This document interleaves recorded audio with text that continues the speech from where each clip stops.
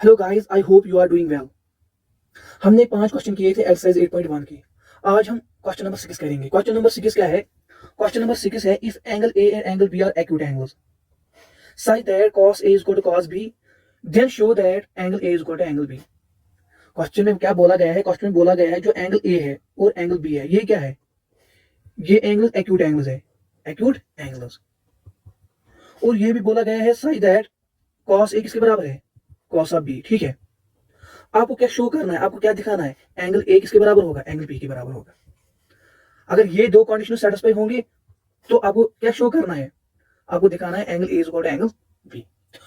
अगर आप देखोगे ना, एक्यूट एंगल किसको कहते हैं? एक्यूट एंगल उस एंगल को कहते हैं, एक्यूट एंगल उस एंगल को कहते हैं जो लेस देन 90 डिग्री हो। क्या हो? लेस देन 90 डिग्री हो। अगर मैं राइट एंगल ट्रायंगल की बात करूं, यहाँ पे आपको पता ही है जो ये वाला एंगल ये 90 डिग्री है। ठीक है, आपको पता है अगर कोई ट्रायंगल होगी उसके जो एंगल्स है उनका सम कितना होगा? Total sum 180 degree. अगर मैं इस ट्रायंगल की बात करूं, ये वाला तो 90 डिग्री है। अगर मैं इन दोनों की बात करूं, इनका सम कितना होगा? फिर इनका सम 90 डिग्री होगा। इनका सम 90 होगा। क्या होगा? 90 होगा। तो अगर मैं देखूं, ये वाला एंगल लेस देन 90 होगा, ये वाला एंगल भी लेस देन 90 होगा। तो जो ये वाला एंगल है ये भी एक्यूट एंगल है और ये भी एक्यूट एंगल है। ठीक है, अब आपको सिंपली याद रखना है जो भी एक्यूट एंगल होगा वो लेस देन 90 होगा। एक्यूट एंगल उस एंगल को कहते हैं जो लेस देन 90 डिग्री होगा। चलो अब हम क्वेश्चन करेंगे। क्वेश्चन में क्या बोला गया है? क्वेश्चन में बोला गया है angle A and angle B are acute angle such that cos of A is equal to cos of B. आपको शो क्या करना है? Angle A is equal to angle B. मैं एक ट्रायंगल ड्रा करूंगा। लेट अस सपोज ये मैं एक ट्रायंगल ड्रा करूंगा ए बी और सी, ए बी और सी। ठीक है, ये थोड़ा उल्टा हो गया, ए बी और सी। ठीक है, ये एंगल ए है, ये एंगल बी है और ये एंगल सी है। ठीक है, मैं इस एंगल सी से क्या करूंगा? परपेंडिकुलर ड्रा करूंगा इस ए बी पे। तो ये वाला एंगल कितना होगा? 90 डिग्री होगा और ये वाला एंगल भी 90 डिग्री होगा। ठीक है, अब हम सॉल्यूशन में लिखेंगे, गिवन क्या है हमें? गिवन है cos of A, we have cos of A is equal to cos of B. आपको पता है cos ऑफ ए किसके बराबर है? मीन इस एंगल का कोसाइन लेना है, इस एंगल का कोसाइन लेना है। तो आपको पता है cos किसके बराबर होता है? अगर मैं आपको ट्रिग्नोमेट्रिक रेशियोज की ट्रिक बताऊं, पंडित by Pandit, Hari Hari by. ठीक है, ये क्या था? Sine theta cos theta, tan theta sec theta, ये था कोसेक थीटा sec थीटा और cot थीटा। ठीक है, cos की बात करूं, cos किसके बराबर है? cos ऑफ थीटा, cos किसके बराबर है? पर बेस डिवाइड बाय हाइपोटेन्यूज। अगर मैं इस ट्रायंगल की बात करूं, यहाँ पे बेस क्या है? बेस एडी है और हाइपोटेन्यूज क्या है? AC। तो हम लिखेंगे जो, अगर मैं लिखूंगा cos of A, cos of यहाँ पे कोसाइन लेना है ए का, तो हम लिखेंगे cos ऑफ ए किसके बराबर है? Base divide by hypotenuse. Base क्या है? AD, तो हम लिखेंगे AD divide by hypotenuse. Hypotenuse क्या है? हाइपोटेन्यूज ये वाली साइड है, AC is equal to same cos of B किसके बराबर है? इस टाइम हमें किस एंगल का कोसाइन लेना है? इस एंगल बी का कोसाइन लेना है। आपको पता है cos किसके बराबर होता है? Base divide by hypotenuse. तो यहाँ पे बेस क्या है? यहाँ पे बेस है DB, तो मैं लिखूंगा DB। हाइपोटेन्यूज क्या है? यहाँ पे हाइपोटेन्यूज क्या है? यहाँ पे हाइपोटेन्यूज है BC। क्या है? BC, तो मैं लिखूंगा BC। ठीक है, तो मैं ऐसे भी इसको लिख सकता हूं, AD by DB is equal to AC by BC। मैंने क्या किया? मैंने इसको इस साइड लाया और जो ये AC है इसको उस साइड लिया।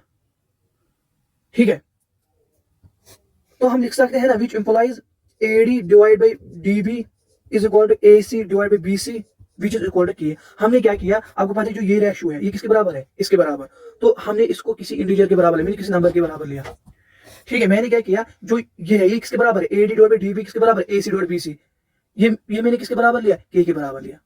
ठीक है, तो मैं इसको ऐसे भी लिख सकता हूं, which implies AD is equal to K time DB।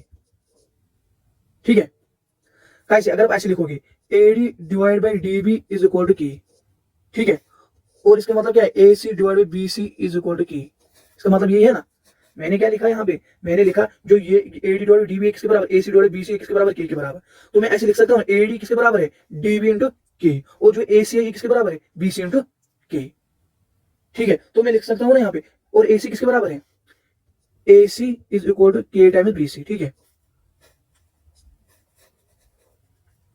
Now अगर मैं ट्रायंगल ADC ले जाऊंगा, कौन सी ट्रायंगल, ADC मींस ADC, ये वाली ट्रायंगल, इस वाली ट्रायंगल में जो पाइथागोरस थ्योरम है वो किसके बराबर होगी, वो होगी AC square is equal to AD square plus DC square, इसी के बराबर होगा। ठीक है, तो मैं यहां पे लिख सकता हूं ना, DC square is equal to AC square minus AD square. मैंने क्या किया, मैंने जो ये AD स्क्वायर ये मैंने लेफ्ट साइड लिया, ठीक है, ये माइनस बन जाएगा, तो क्या आया, DC square is equal to AC square minus AD square. तो मैं यहां पे लिखूंगा AC square is equal to, sorry, DC square is equal to AC square minus AD square. ये कहां से मैंने लिया, इन ट्रायंगल ADC,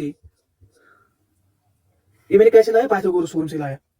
अगर मैं ये वाली ट्रायंगल लूंगा DBC, ये वाली ट्रायंगल, इस वाली ट्रायंगल में बाय पाइथागोरस थ्योरम हम क्या लिख सकते हैं, हम लिख सकते हैं BC square is equal to DB square plus DC square. ठीक है, तो हम लिख सकते हैं ना, DC स्क्वायर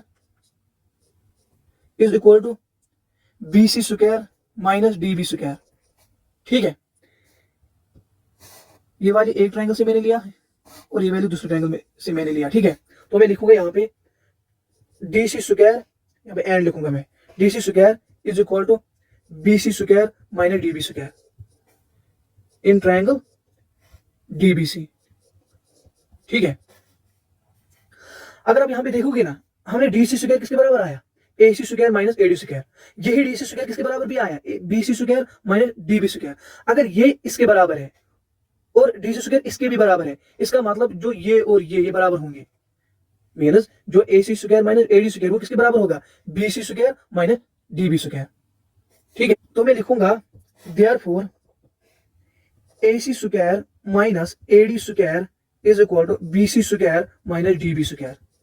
ठीक है, हम इसको ऐसे भी लिख सकते हैं, विच इंप्लाइज जो ये AC स्क्वायर है, जो ये AC स्क्वायर है, ये किसके बराबर हमें ऊपर निकला, AC किसके बराबर हमें ऊपर निकला, K टाइम्स BC। तो हम AC के बदले क्या लिख सकते हैं, K टाइम्स BC। हम AC के बदले क्या लिखेंगे, K टाइम्स BC।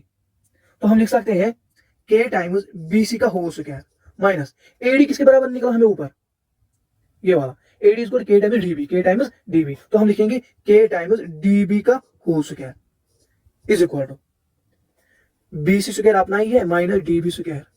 ठीक है, अपना ही है।